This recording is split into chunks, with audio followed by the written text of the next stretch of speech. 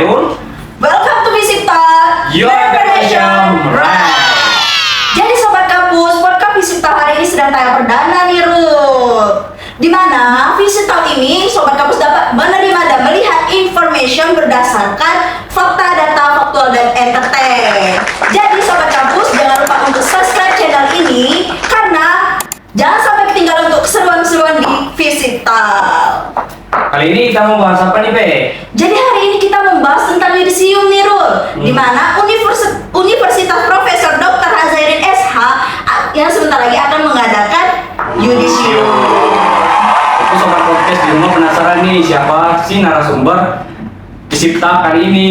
Iya tentunya kita tamu hari ini sangat terkesan untuk kita semua, Rul, dan Sobat Kampus di rumah. Tanpa berlama-lama daripada di sana dan Sobat Kampus di rumah penasaran, langsung saja kita ke bintang tamu yang telah diundang di podcast hari ini. Halo Kak. Seperti kata pepatah nih, Pe, tak kenal Maka tak sayang. ada baiknya kita Berkenalan dulu. Dengan siapa nih Kak?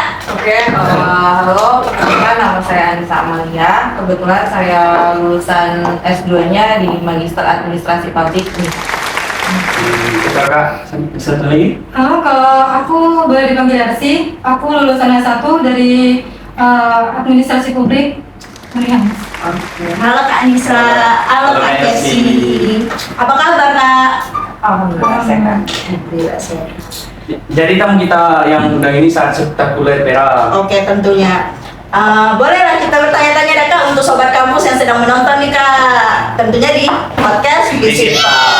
Jadi sebentar lagi kan Kakak mau yudisium nih. Tentunya adanya persiapan-persiapan sebelum yudisium tersebut kan Kak. Jadi ingin bertanya dulu, bagaimana sih menurut Kakak memaknai tentang yudisium itu tersendiri? Kita mulai dari Kak Adisa dulu. Oke, kalau menurut saya, yudisium itu adalah pengukuhan dari segala sesuatu yang kita pelajari yang ada di kampus ini, yaitu dari segi nilai itu pasti ada pengukuhannya, dan itu akan secara administrasi pun juga ada. Nah itu yang disebut dengan yudisium gitu. Dengan Kak Elsie sendiri, apa sih memaknai yudisium itu? Kalau yudisium itu sendiri mungkin suatu proses yang dilakukan sebelum upacara kelulusan atau wisuda. Di dalam proses yudisium ini seperti yang dikatakan sama Mbak Nisa tadi, ada pengumuman nilai menentukan lulus atau tidak lulusnya mahasiswa. Ada juga pengumuman nilai terbaik dari mahasiswa. Jadi yudisium ini merupakan proses akhir dari proses perkuliahan. Oh, jadi seperti itu, Pera. Jadi yudisium itu adalah pengumpulan nilai terakhir untuk Proses akhir dari perkuliahan. Ya. Jadi sahabat podcast di rumah, itulah tadi penjelasan dari Kak Anissa dan Kak Ersi untuk makna yudisium itu sendiri. Selanjutnya, apa sih persiapan yang dilakukan oleh kakak-kakak untuk melakukan yudisium? Iya, tentunya pasti ada persiapan nih Rul, Iya. sebelum melangkah untuk ke yudisium tersebut. Tentu sobat podcast di rumah ingin tahu nih bagaimana cara mempersiapkan yudisium itu, Kak. Tolong bagi sharing gimana caranya untuk Dari versi kakak masing-masing. ya. Mulai dari kakak. Mulai dari Kak Ersi aja dulu, apa Kak Anissa? Kak Ersi boleh. Mungkin yang pertama, kalian harus lulus dulu ujian skripsi. Kalau udah lulus ujian skripsi, baru nanti ada proses registrasi untuk pendaftaran yudisium. Mungkin banyak yang perlu dipersiapkan buat teman-teman mahasiswa, bagi mahasiswa yang semester akhir. Ini mungkin kalian harus lebih teliti dalam yudisium ini nanti, karena banyak sekali persyaratan atau dokumen-dokumen yang harus disiapkan. Mungkin seperti ijazah SMK kalian yang harus dilegalisir, pas foto dan lain-lain. Mungkin jadi teman-teman yang di semester akhir ini harus lebih teliti dari informasinya, karena persiapan yudisium sama wisuda ini ribet. Jadi kalau untuk Nggak main. nggak bisa, nanti ada berkas yang ketinggalan. Boleh Mbak Nisa? Jawabannya hampir sama juga, karena sudah 2 kali juga Yudisium. saya kan, yang Iya. S1 di BK dan sekarang S2-nya di administrasi publik gitu. Nah pengalamannya hampir sama kayak RC juga, jadi bagi calon-calon mahasiswa akhir nih yang bentar lagi juga mau mahasiswa akhir, jadi harus persiapkan kayak dokumen, ijazah yang harus sudah dilegalisir, ijazah SMK atau SMA, habis itu pas foto juga. Nah habis itu yang pasti harus lulus dulu nih sidangnya. Jangan sampai kalian udah selesai membuat syarat-syarat untuk yudisium tapi sidangnya belum selesai, kan nggak lucu Iya, gitu nggak kan. lucu. Nah, Untuk misalkan itu kan Kak, untuk pengumpulan berkas-berkas itu Kak, apakah harus cap basah atau boleh yang dari legalisir dari tahun lalu, atau memang harus cap basah untuk ijazah-ijazahnya sendiri? mungkin Kalau pengetahuan yang sudah dari pengalaman, Iya. kalau mungkin nggak apa-apa yang lama legalisirnya, asal capnya basah. Tapi nggak apa-apa yang dari tahun-tahun lalu, dari awal kalian, tapi asal capnya basah gitu. Tapi nggak apa-apa yang lama, mesti yang terbaru. Vera, jadi seperti itu Vera. Jadi kita harus mempersiapkan berkas-berkas yang memang harus menunjang kita untuk yudisium itu sendiri. Benar.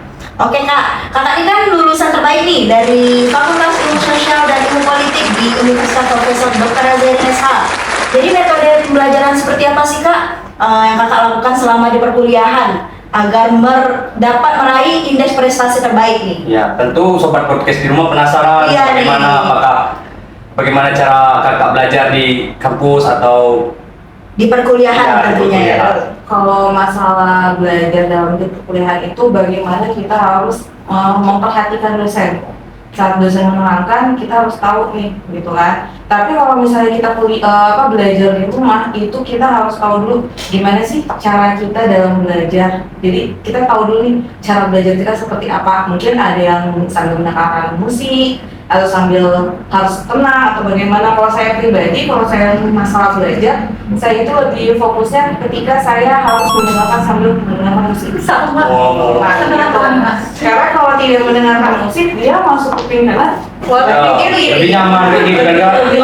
Lebih nyaman itu Kalau kan? kayak lebih nyaman harus sambil mendengarkan musik. Mau Iya. itu musik keras atau slow kayak gitu harus ada musik.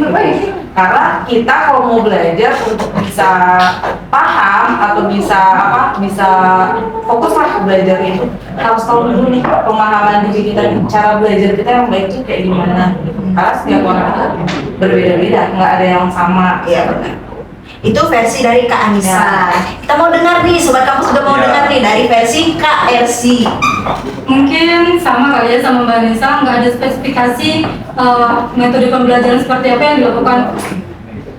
Sebenarnya kalau saya pribadi melakukan belajar itu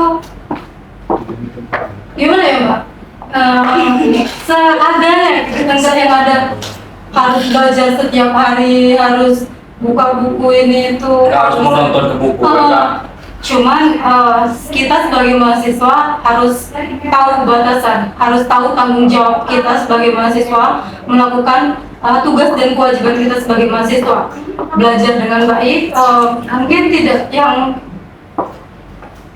melakukan spesifikasi ya Mbak. Kalau aku sendiri nggak ada yang jadi kalau belajar buat tugas gitu. Kalau aku pribadi sih yang santai tapi Relax. Iya, santai tapi selesai. Kalau misalnya teman-teman di sini belajarnya terlalu monoton banget, harus belajar, bikin stres kepala, Iya. benar pusing, dan itu nggak bakalan kelar. Jadi saya pribadi saya lebih tipe orangnya yang santai aja, belajar tapi santai. Daripada kamu selalu ditekan, nggak bakalan selesai. Ya, karena itu penekanan itu sangat berbahaya.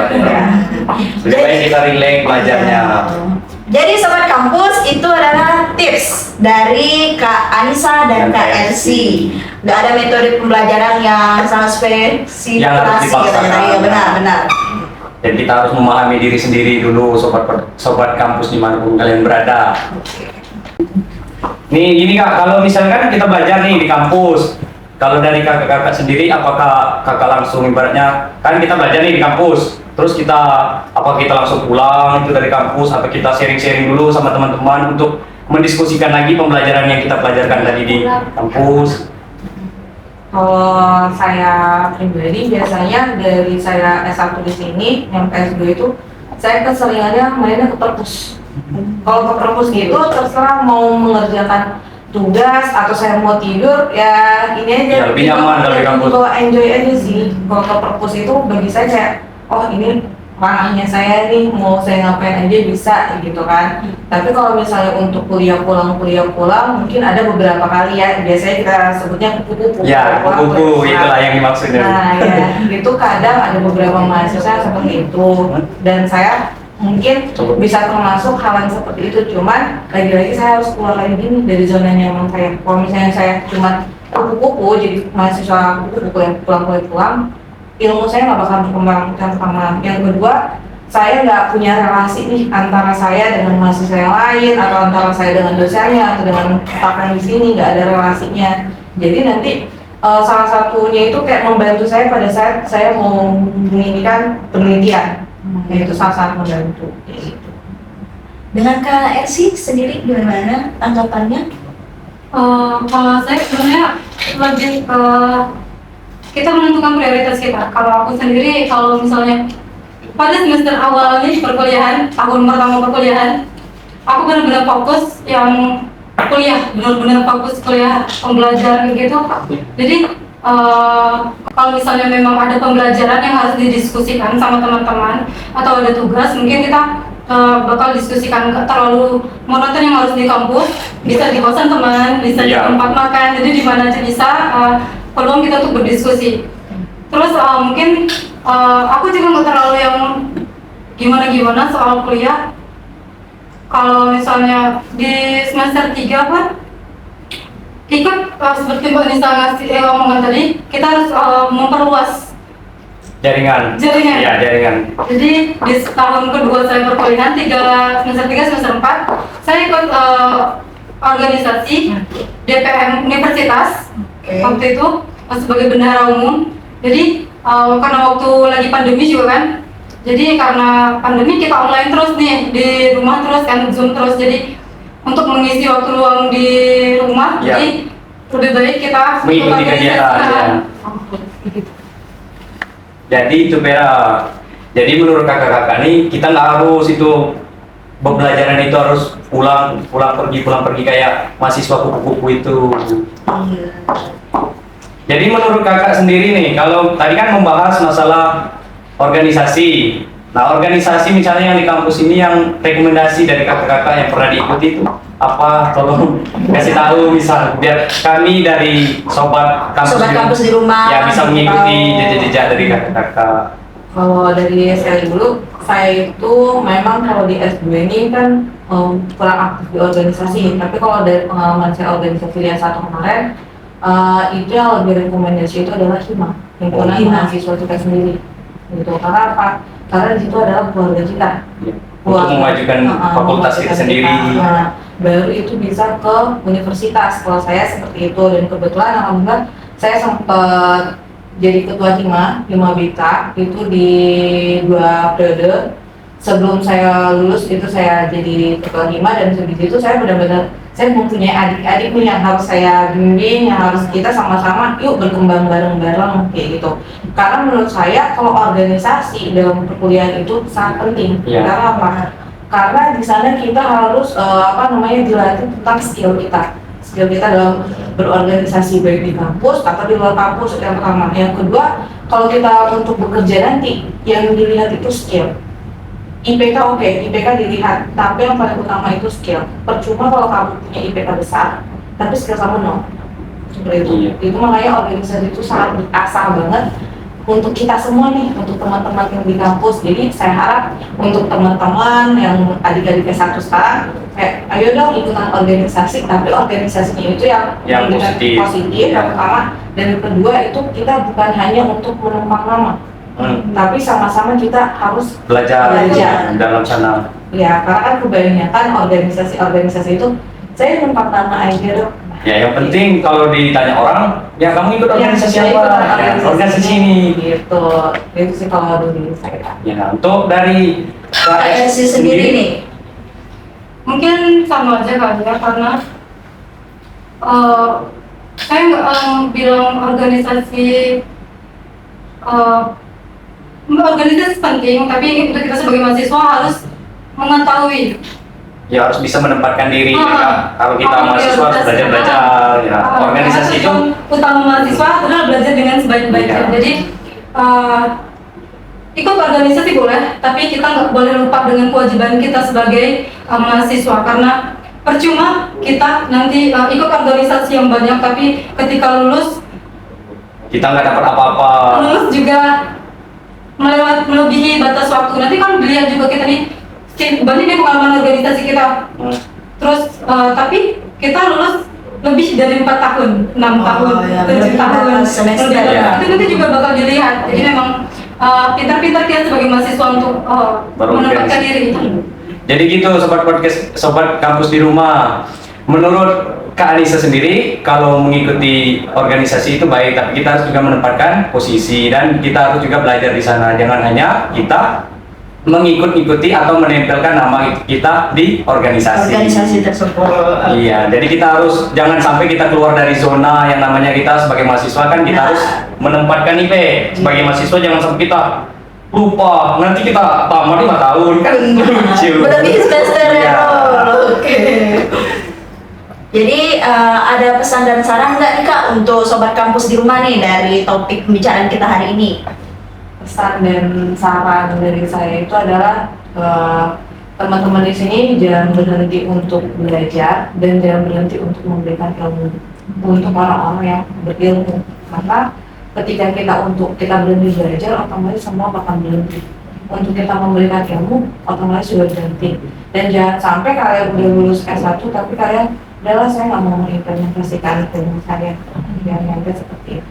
Kalau dari saya Dari Kak Elsie sendiri pesan dan sarannya untuk sobat kampus nih. Mungkin tadi kita tadi sudah ada nih menyinggung soal IPK nih. Iya. Jadi buat teman-teman sekalian, mungkin buat teman-teman yang semester 3 atau mungkin semester yang lain yang pernah dengar kalimat ini, IPK tinggi tidak menjamin sebuah kesuksesan. IPK tinggi tidak menjamin kalian untuk dapat cepat kerja. Iya. Jadi teman-teman sekalian, memang benar bahwa IPK tinggi tidak menjamin kesuksesan kita. Tapi dengan IPK tinggi, logikanya jadi seperti IPK tinggi saja kamu susah dapat kerja. Gimana IPK kamu yang kecil? IPK mereka yang memiliki IPK bagus, tentu usahanya sudah bagus. Jadi bagaimana dengan kamu yang usahanya kurang? Jadi buat teman-teman, IPK tidak ada salahnya untuk meninggikan IPK.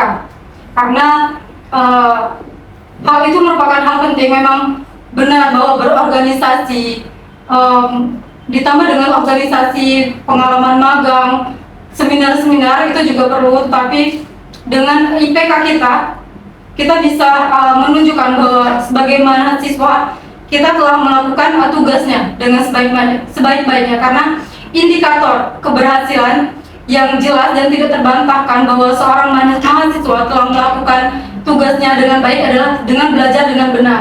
Jadi buat teman-teman sekalian, jangan termakan hoax yang mengatakan bahwa IPK tersebut Belum tentu menentukan masa depan. jadi teman-teman memang benar.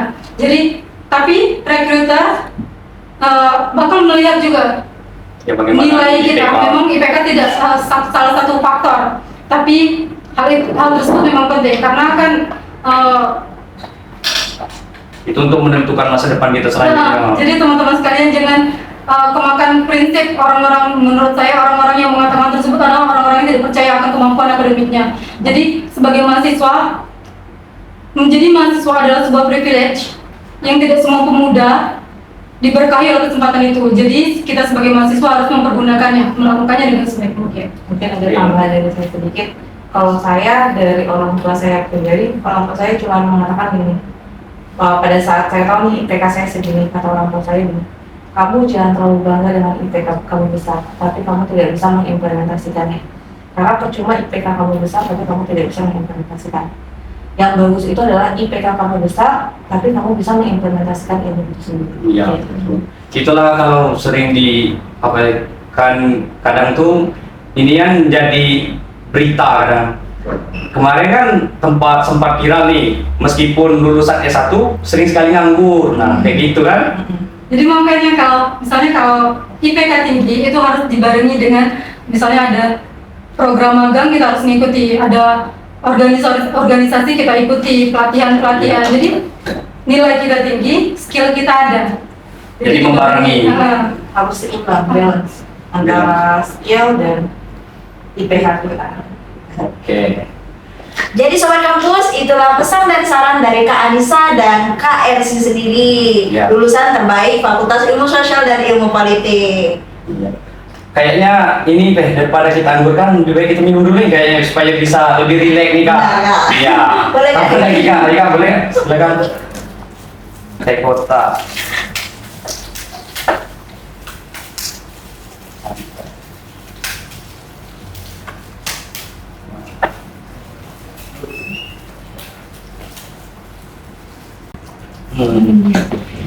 Relax dulu.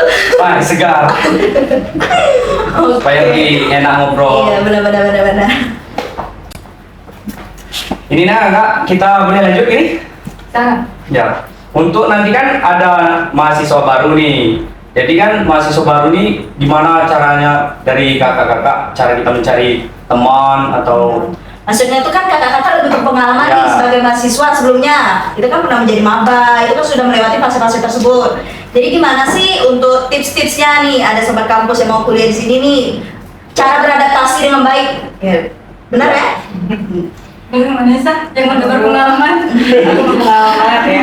Kalau untuk beradaptasi di lingkungan kampus yang baru itu, yang pertama kalian harus keluar dari zona nyaman kalian sendiri. Kan ada orang yang dua pribadinya, ada yang introvert dan extrovert. Iya. Kalau extrovert mungkin dia bisa hahihi mudah Iya. ke sana sini. Kalau yang introvert itu agak susah, dan kebetulan saya juga orangnya introvert. Nah, bagaimana nih saya seorang introvert untuk keluar? Ya saya kayak apa ya? Menebalkan muka yang sok halo SKSD gitu loh, halo nama saya begini. Nah, saya harus seperti itu. Kalau misalnya saya hanya diam, nggak bakalan selesai. Dan kalau mau mencari pertemanan, yang saya sarankan adalah yang bisa membawa teman-teman ke sini itu adalah enak diajak belajar oke, enak diajak nongkrong oke, enak diajak diskusi oke. Kalau misalnya kalian cuma memilih ngajak teman-teman yang kalian dapat, oh saya cuma dapat teman yang cuma ngajak nongkrong aja nih, dan itu kuliah kalian bakalan terbengkalai. Kecuali kalian udah mendapatkan teman yang benar-benar sefrekuensi, satu circle, itu luar biasanya, benar-benar kayak diingatkan, Nis jangan lupa ya kamu ada tugas ini.